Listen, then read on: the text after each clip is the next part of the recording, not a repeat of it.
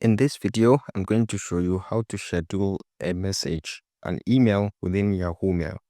So let's say I open my Yahoo Mail over here and I want to schedule a message. So I can come to compose here and then I can select the message, the account, the email address that I want to send to. Assuming I want to send to this, and then I can add my subject. Let's say trial, and then I can add my content.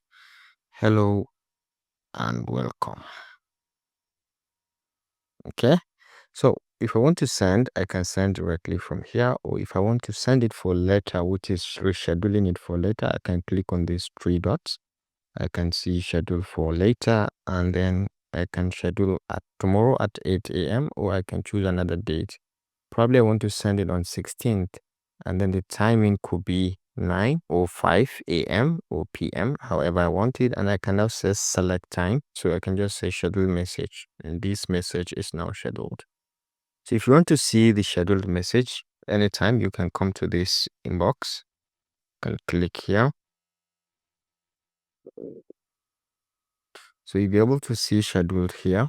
And once you click,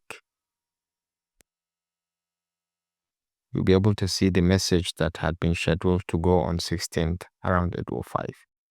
If you found this helpful, please leave a like.